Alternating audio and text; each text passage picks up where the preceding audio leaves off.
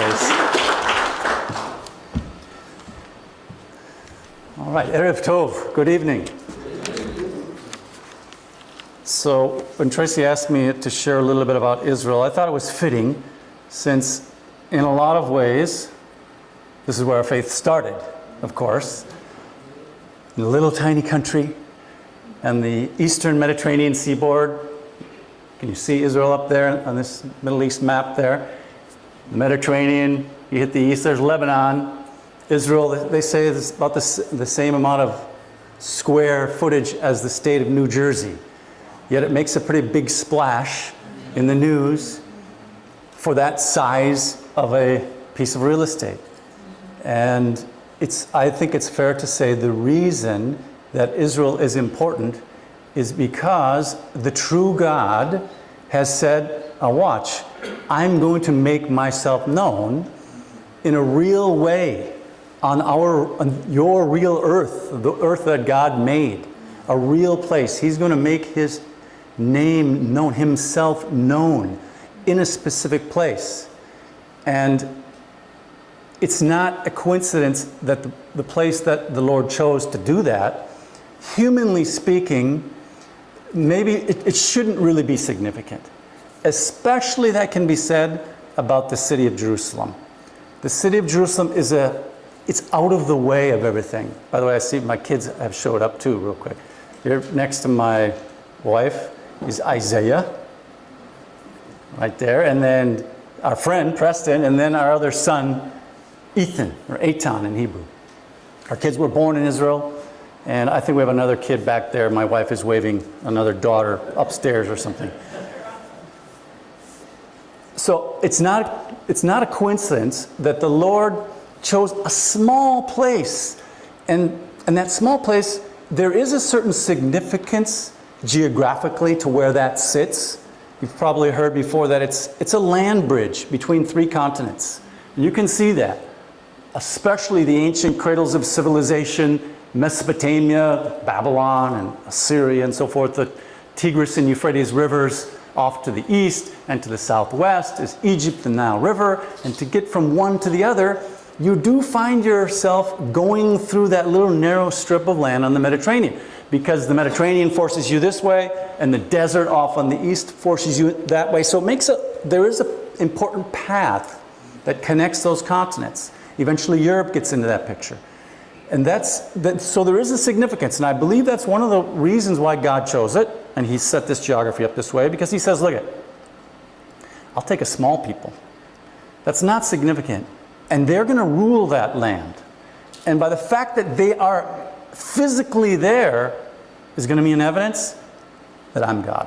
You're going to be able to know that I'm God by a certain people that lives in this land. Right? Wasn't this the case when Solomon became king and the Queen of Sheba came up and said, Yahweh is God. I can see it. I see he's put you on this throne. There's no other explanation for this. Right? That your father was a shepherd out in the desert, and here you are, king, ruling over Damascus. What's going on here? There's a reality to all this. The land of the Bible is not a fairyland. It's not a Disneyland. Americans like Disneyland in Florida and California. The land of the Bible is a real place. And the scriptures are saying that we are that real place, the real God who made us and has a plan for us, has a next age, has a kingdom for us. This one can be known by what has gone on in that land. Now, we all know, and part of the theme here is missions. We all know that there's something unique about the Jewish people. Why is this people still around today?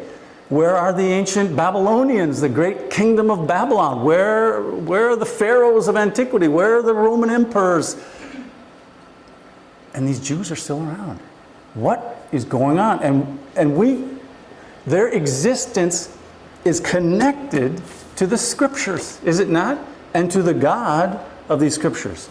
Like the prophet Isaiah is among those that said of this people, Israel, You are my witnesses. You are my witnesses. You're going to be able to see by what happens that I'm God. That's one way in which our people of Israel are witnesses. But in another way, they become a testimony, the Jewish people become a testimony to the rest of the world that this is God.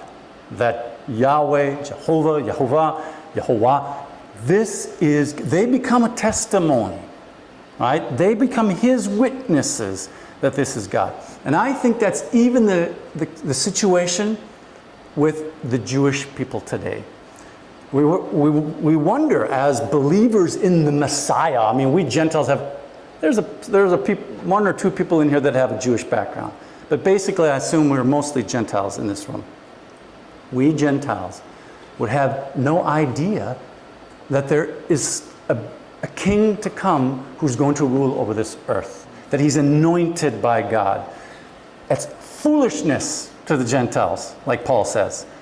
It's a Jewish idea. Okay, I say it's Jewish, but it's God's idea that he's told us through the Jewish people. They're the ones who know that there's going to be this king. And one of his titles is Messiah, and one of his titles is Son of God. They're the ones that know this. We Gentiles, we messed it up. The bottom line is we messed it up. We've taken that Messiah and we've made him into whatever we wanted to make him. It's so complex you can't even explain who he is anymore. One of the themes I want to say today, folks, is we, as believers, as Gentile believers in this Jewish Messiah, we need the Jews.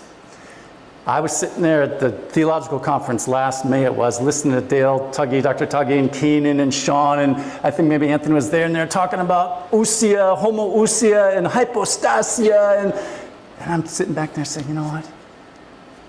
We need the Jews. The Jews, if we can get some Jewish people to really understand this, they'll straighten us out. They will. They really will. And this is one of the things, and something my wife said that kind of prompted me to think this. I'm going to pray. We're going to pray that the Lord will work in 3,000 Jewish, Israeli, I think I'll say Israeli, hearts to bring them to a knowledge of who their true God is. Shema Yisrael. Adonai, we usually say, Echad, he's one, and his Mashiach. 3,000 like on the day of Pentecost. That will change us. If the Lord will bring 3,000 of these Jewish believers that really know who their Messiah is, they'll help straighten us Gentiles out. They'll tell us you are mistaken with all this interpretation you've come up with since the 2nd century AD. Okay, now that's just a little introduction, and I do want you to ask questions. I want to leave some time for questions because the history of modern Israel is very interesting history. I think if you study it and you start to read it, wow, this is amazing stuff, how the modern state of Israel came to be. One of the things before we leave this map is I do want you to note, and the religious Jewish people know this. The religious Jewish people, they know this. The Gentiles are clueless. The Gentiles are going to be wrong. Geographically, Tetzeh Torah Yerushalayim. The teaching will go out from Jerusalem, and the word of the Lord. Teaching will go out from Zion, the word of the Lord from Jerusalem. That's where God has made his revelation. That's where truth is going to come out. That's the depiction of the kingdom. It's going to come from Jerusalem. Now, where does this idea of three persons in one essence, or one essence in three modes, and all the other explanations, where does it come from? It does not come from Jerusalem. It comes from, maybe you can say Alexandria, Egypt, or you can say Turkey, the land of the Hittites, the Cappadocian fathers. See, these are Gentiles that are in the ancient Hittite world. Or go to Nicene. I don't even know what Gentile people was over there in Constantinople, okay, in biblical times. Geographically, this should be a little bit of a wake-up call that these ideas did not originate in the hills of Judea. Okay? They're coming from a different place. Now, if we can go to the next slide, we are living in exciting times because here are the Jews again living in the land that Abraham came to. The Lord said, Abraham, leave Ur of the Chaldees. I'm going to bring you to a place. And he comes to the Land of Canaan, it's called at that time, to a city called Shechem. And the Lord says, all right, Abraham, your descendants are going to inherit this land. And I think the Lord put his name on the line when he did that, because you can see historically that to a certain degree that has happened in different historical periods. I do believe we're waiting for that real final time when we'll see that happen. But when the Israelites were in Egypt for 400 years, the descendants of Abraham, who didn't have one child, remember he was childless when that promise was made to him. By that time, 400 years later, the descendants of Abraham had become a people, a nation, and they were miraculously brought in and plopped down in that land which God promised to Abraham. And scholars debate over the origin of the Israelite people. Did they come out of Egypt? And believe me, secular people, they don't want to see God come, the Israelites coming out of Egypt. They want to make up all kinds of other theories. Because why? Because otherwise, there's reality to the historical biblical account of some early father whose children and descendants then come and take over a land and name it after that father's grandson, right? Israel land, the grandson of Abraham. I mean, this is amazing. And this is what the book of Joshua is telling us, that God fulfilled his promise. It wasn't the Israelites' power that inherited the land. It's inheriting land. You see the same story? This was God's promise to Adam. The earth is for you, Adam. You're going to rule it. And we see that same theme with the Israelites. God says, here's land. You human beings, you're my people. You're going to inherit land. And I like to make the point that the promised land, it's really a paradigm for the age to come, the world to come. It's not to angels that God promised the world to come, of which we are speaking, right? But to human beings. See, the Israelites were a picture of that. And God can make good on his promise. We're to see how God made good on his promise to Israel in the days of Joshua. And we can take confidence that he can make good on his promise to the meek that will inherit the earth. Right? So Israel becomes a paradigm. The possession of the land of Israel is a paradigm. It's a promise, a picture of the possession of the land of the people of God of this whole earth. So it's exciting. We're in exciting times now.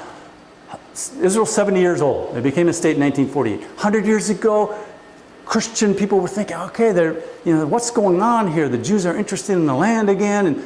And some Christians could look at the scriptures and see, there's a Jewish presence in the land at the end of the age before Jesus comes back. And they predicted even, they could see from the scriptures, they expected a Jewish return to the land. And it's happened in our time. This is an amazing time. Mark Twain, do you know that he went to visit it wasn't called Israel at that time, it was in the Turkish period. The Turks called it Palestine. By the way, what was it called in the time of Jesus? What was the land called? Was it called Palestine in the time of Jesus? I want to put this because when historically, if we talk about the time of Jesus, if you told Jesus he was in the land of Palestine, he wouldn't know what you're talking about. Okay? You remember when Mary and Joseph fled from Herod the Great to Egypt, and the angel appeared and said, bring the child back to Israel. Okay? The land was known as Israel, and even as well Judah. Okay? It's known as Judah in the Galilee. It's not known as Palestine in the time of Jesus. It's anachronistic, really, to call it Palestine in the time of Jesus. You can call it Palestine in the British period. That's what the Brits called it. But not when the Romans in the 2nd century AD called it Palestine. But not Herod, they didn't call it Palestine, it wasn't called that. So if you're talking about New Testament times, Jesus was never in Palestine. It kind of bugs me a little bit when people say, when Jesus was in Palestine. Well, he never was. Okay? The Bible says he was in Israel, he was in Galilee, he was in Judah. Okay? You see the Jewish connection to the land in the New Testament. Now, the modern history, I was saying how Mark Twain came in 1885. It was called Palestine at the time, and it was under the control of the Turks. It was hard to get there. And there was a once-in-a-lifetime thing where you're traveling by ship for months, and you had Bedouin people setting up your tent, and it was, you'd get sick, and he was laying with a fever in his tent. Now, in our time, we can, if we really wanted to, we can get to the land of the Bible in about a 10 or 11-hour flight from New York City. You can get to the Land of the Bible in 11 hours from New York City. It's like you're there. I want to make that point. It's a real place. We're not talking about a fairy story here. We're talking about real places, real people, real events, a real God. And this is an exciting time now because people that believe this scripture, that believe in the Messiah of the Jews, we can go and see these places. And now with the Jews back in the land too, I think there's something going on here. Look at a person like me, I believe I could come to this understanding of who God is and who his Messiah is, partly because I live there. Because I was rubbing shoulder with Jewish ideas and people. And I knew about the idea of the kingdom to come, even before I shed Trinitarianism. I knew that there was a promise of the next age. See, this is the Jewish concept. The Jews don't talk about heaven. They don't talk about this misty, kind of foggy existence. Okay? Their hope is the age to come. And so it's because the Jewish people are there in that land now, and more Christians are rubbing shoulders. Dr. Tuggy had a podcast with a Jewish scholar, American, and a Christian one, and they're kind of, did a commentary together. In Israel, that's going on all the time.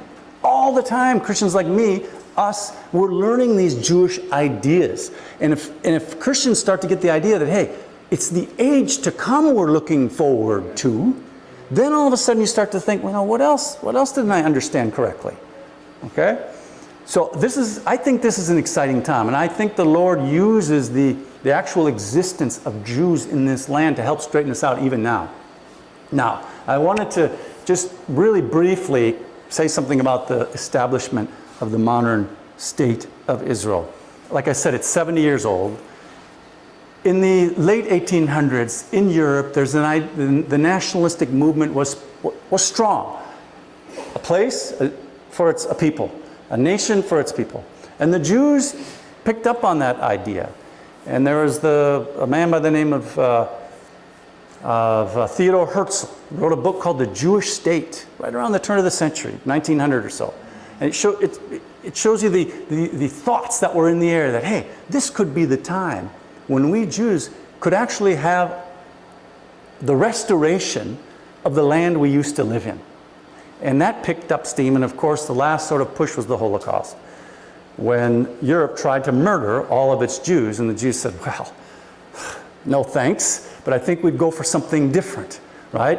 And this was not the barbaric tribes of Mozambique or something. Not to say that people in Mozambique are more barbaric than they are in Europe, but this was the cultured Europe of Beethoven and Luther that did this.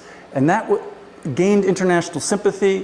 1948, the United Nations voted to partition the land between the Mediterranean Sea and the Jordan River into two states, a Jewish state and an Arab state. And the Jewish state was to be the lighter color here, you see, right? On the coast, now these borders are a little bit more expanded, they're more modern borders, but in general, this is about the way the borders were.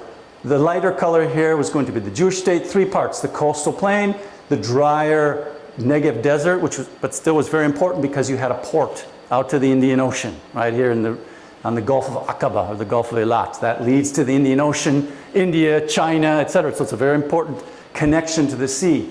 And then parts of the Galilee. The Arab state, which now basically what a Palestinian is, it's a Arabic-speaking, Arabic cultured person that lives in the borders, somewhat between the Jordan River and the Mediterranean Sea, although there are many other Palestinians that are in Jordan now too, although they usually don't call themselves Palestinians. They know they're Palestinians, they'll say I'm a Palestinian, but they're Jordanian citizens. But a Palestinian would be an Arabic, today a rough definition, is an Arabic-speaking person, Arabic culture person, that is living between the Jordan River and the Mediterranean Sea.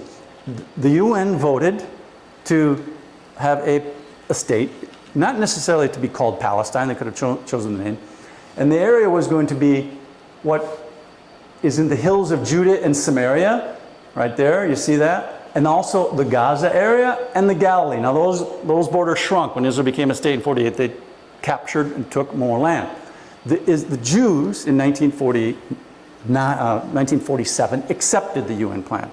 The Arab people did not.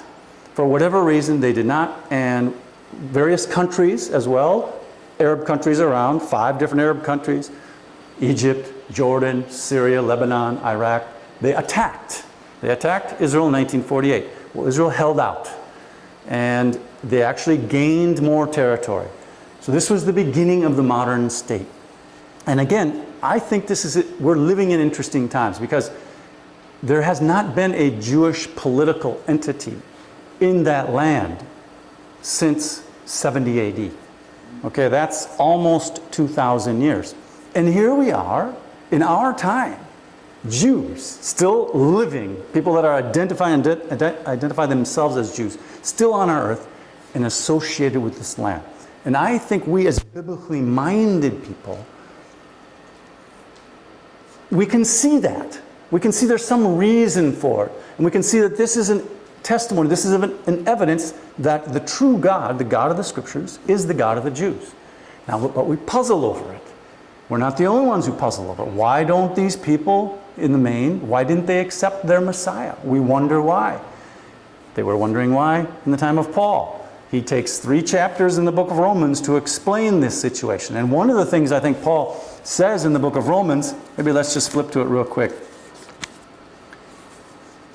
In Romans chapters 9, 10, and 11, Paul really goes on to say, okay, what's going on with the Jewish people? Has God rejected his people? And what's Paul's answer? Far be it. Okay, God made a promise. All right? But God also said there is going to be an unfaithfulness among these people. And there's actually going to be a blindness upon them because of their unfaithfulness. In Romans chapter 10, for instance, here's a good mission statement, Tracy, and I'll look at verse 14. How are men to call upon him in whom they have not believed? How are they to believe in him whom they have never heard? Some of the things that were said today. The declaration of the kingdom of God, the promise of this age to come, of the atoning work of Jesus on the cross for us. How are they going to believe if it's not heard? And how are they to hear without a preacher? And how can men preach unless they are sent? As it is written, how beautiful are the feet of those who preach good news. But they have not all obeyed the gospel, for Isaiah says, Lord, who has believed what he has heard from us? So faith comes from what is heard, and what is heard comes from the preaching of Messiah. And then Paul goes on to ask, now, did they hear? They needed to hear. Did they hear? He says, yes, they heard. Right? The voice has gone out to the ends of the earth. Did they not understand? See that in verse 19? The message was proclaimed to them of this crucified Messiah. By the way, not a deity Messiah, not a God Messiah. If there's one thing that's very clear in the New Testament, it's not the deity of Messiah that the majority of the Jewish people rejected in the first century. That's not until the second century when they were right. Right? When Christians started to say that Jesus is God, and the Jewish people said, oh no, he's not, the Messiah is not God, they were right.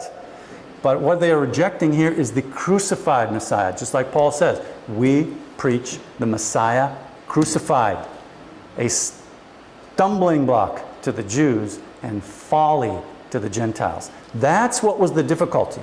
And I'll go on to say, I think what we have done in modern times, yes, we've built another huge wall around the gospel message. That isn't the gospel message, but that Jewish people look upon and believe it's the gospel message.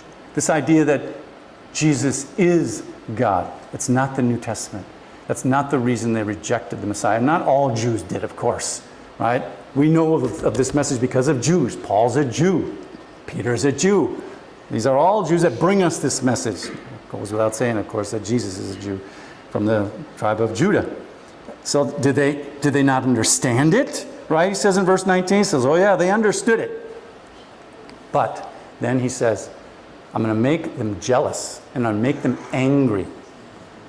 Because why? He's quoting from Deuteronomy. Why? Because the people of Israel made God jealous. They made God angry with their idols.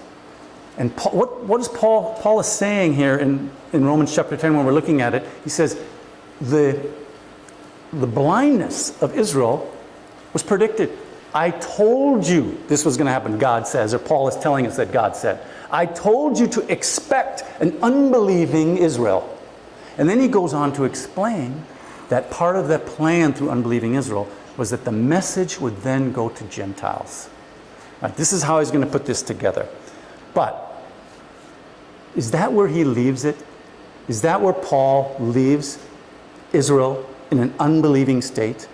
Now let me ask you, can you think of verses or references where there's an expectation that the Jewish people will know who their Messiah is? Can you think of verses? I think you know that. I think you do. You have in our mind, even though you can't pinpoint a verse right now, I'll help you in a second. We know that there's something in the scriptures that the Jewish people are going to come to understand who the Messiah is. You can continue on right here in this section in Romans, for instance. Go to chapter 11. After he tells about Gentiles, don't boast. All right? Don't boast. Because if he removed some and grafted you in, he can remove you too. Don't boast. It's not because you're greater or something like that. But then he says, verse 25, lest you be wise in your own conceits of chapter 11. I want you to understand this mystery, brethren. A hardening has come upon part of Israel. See that? Part. It's not all. There's always been a remnant of Jews that have believed in Messiah. A hardening has come upon part of Israel until the full number of Gentiles come in, and so all Israel will be saved.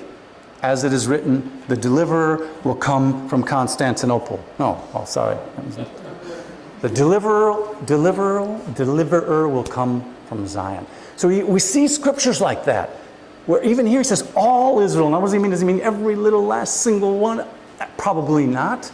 But he sees some kind of a great return of this people to the right relationship with their God. And we expect it. So now we've got the Jews here, they're back in the land, and we as believers wonder, when's it going to happen? How's it going to happen? And honestly, I don't know. I really don't. I wanted to say a little bit about the modern situation of Jewish belief in Jesus in the land of Israel.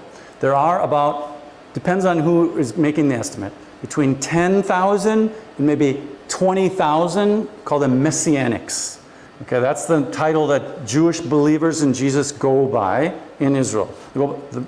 It's the word Christ, but in Hebrew, right? Messiah. I'm a Messianic. I'm a Messiahist, follower of the Messiah, Messianics. Now, how many people live in Israel? I think Tracy mentioned around almost 9 million. Okay, so if you say there's 10,000, that's like less than one. It's about a little bit more than 1 per 1,000 people. One person, if you had 1,000 people in some auditorium, one of them would be a believer in Jesus. So it's a very, very small percentage. Okay, maybe some higher estimates. If you go to, there's 20,000 Jewish believers. That's high. That's high. But if you want to go that much, that'd be like 3 Jewish believers per 1,000. So it's a very, very small minority. Okay. Now, so what's going on is that, and now, in my understanding, most of those Messianics believe they'll insist on some way, shape, or form the deity of Jesus. They'll be hesitant to call themselves trinitarian. Why? Because somehow that gets them associated with the Catholic Church. To most Israelis, maybe they go to the next little slide, or back to that same slide. Wow, that's pretty fancy. You guys can come up with those verses right like that, huh? Okay. Go back to the slide with the pictures of the people around, okay? The second one, the next one. You see, Israel, back up one. Israel, as the geography, the land is varied, so are the people. So are the people. They're not monolithic any stretch of the imagination. Here, as people are going to serve in the army, you can see the Ethiopian Jews now. These are Arabic girls right here, because out of the 9 million people that live in Israel, about 2 million are Arabic. So it's like a little bit more than 20% would be Arabic. Okay? And some of those Arabs are Israeli citizens. They're Israeli Arabs. They live in the confines of the land of Israel. Others live in, call them disputed territories. I didn't go so much into the history. If you want to ask questions about the history in just a second, you can. Okay, so there's around 2 million of those are Arabs. And then you've got the religious Jewish people. Here's a guy looking at his Hadassah for the Festival of Sukkot. There's the land, the piece of real estate that probably is most disputed, about 30 acres or so, a little more than 30 acres of land where the temple used to sit. But most Israelis look like this guy. They're secular. Okay, that's the big divide in Israel. Religious among the Jews. Yet religious, around 25% of the Jews, right, of those 6.6 million that are Jews, 7 million that are Jews. The big divide is religious, around 25%, but most are secular, right? 75% they're agnostic. They have some respect for Jewish history. They want to know the Bible. It's a dilemma for them, because on the one hand, they want to say the Bible is kind of made up stories and not real. On the other hand, if it's not real, then they don't really have any reason to be around anymore. So they somehow compromise in their mind in respecting the scriptures. In the Israeli school system, it's not a problem to teach the Bible in the public school system. What is it? Second graders learn the book of Genesis, or first graders Genesis, second graders Exodus. And the kids are learning the Bible because it's important for their cultural heritage, right? But they're mostly secular.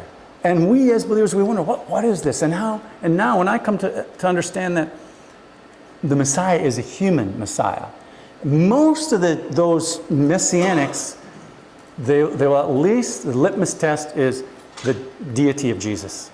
Okay, even though they're hesitant for the Trinity, why? Because they don't want to be thought of as Christians. They're wrestling, let's say, to be identified as Israeli.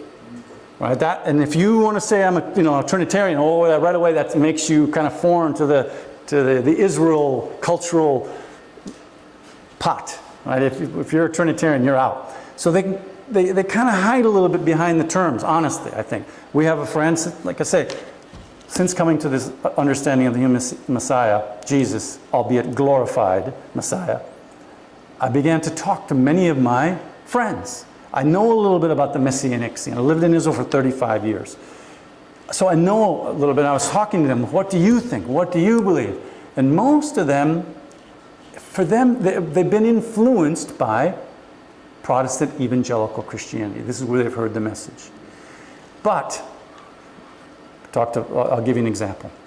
So you think Jesus is God. Is that what you say to another Israeli when you talk to them about their faith? Oh, no. Not right away. You wouldn't say that right away. And so now I'm saying, why would you be embarrassed about that? If he is God, it's like, that should be an essential. Why are you, why not, why would you be hesitant to say that? They really don't know. Dale knows as well as anybody there are different ideas of how the Trinity is formed. But they really don't know. Some people think he's part of God, something he's forever God, something later became God. They have all kinds of different ideas. So they really don't know. But it's been evangelical, mostly Protestant theology that has influenced Israeli believers in Jesus. So most still use that as a litmus test. Now, I don't know all Israelis, and I didn't have that much time to talk to all my Israeli friends. But in the I was there for about 3 months after I came to this understanding. And yes, I met several. Oh yeah, I know. Jesus, I've always believed that Jesus is the human Messiah. This is, of course, the Messiah for the Jews is not divine. He's not God. But you keep it low on the radar. About 8 years ago, there were a couple of guys, leaders in the Messianic community, that came out and said, we believe, and we have good reasons to understand that Jesus is the Messiah in the Jewish understanding that he is a human being, that God has done great things through him, as the book of Acts chapter 2 says, that he's confirmed who Jesus is through signs and wonders done through him in our midst. But you put him to death. But God raised him from the dead and exalted him to his right hand, a human being glorified. We come to understand that. We know that. But what happened to them? They were roundly condemned by the rest of the Messianic community. There's a kind of a network of communication. And they had a meeting about these guys, and they condemned them as heretics and so forth. So now anybody else, they keep a low profile. And I've talked to several others that believe the way that I believe now, and what I assume most people in this room believe. But they still keep a low profile. Now, I think somehow, sometime, the Lord will bring a number of Jewish, Israeli people to this faith. How many? I'm going to pray for 3,000. There's at least 2. If we want to say the 2 witnesses, and they're not, some representations of, if they're real individuals, it's at least 2. We see these scriptures, 144,000 in the book of Revelation, 1 from every tribe. I mean, 144,000 Jews in the earth become believers in the human Messiah. You know what Paul says about that? When they're full inclusion, he says, look, if the rejection by the Jewish people has meant the gospel message going to the Gentiles, their inclusion will be, how does he say it? Means reconciliation of the world. What will their acceptance mean but life from the dead? It's going to be like the resurrection. That's how important, that's where we see this hope of a restoration of the Jewish people to an understanding of who their God is. Now, I think as well, they'll play the role of witness, like God said. You are my witnesses, Isaiah 43 and Isaiah 44. You are my witnesses. You see, if a Jewish person comes now to understand who the Messiah is, a guy like this, see that guy right there checking out his Hadass for Sukkot? If a guy like that comes to understand that Jesus is the Messiah, he will know that he's got no reason to boast. Because for the last 2,000 years almost, in the majority, they have rejected him. They did not recognize him. All right? He will know when his heart is open, he's got no reason to boast. And he becomes, again, a witness to who God is. Okay, let me just finish. And then if there are some questions, please. I actually talked a little longer than I wanted to. I wanted to look at the book of Acts, chapter 2. I know a reference that many know, and we've even referred to here today already. Acts chapter 2. Peter's sermon in the time of Pentecost. He starts out in verse 22 saying, men of Israel. Men of Israel. And we can hope for this even now. Men of Israel, hear these words.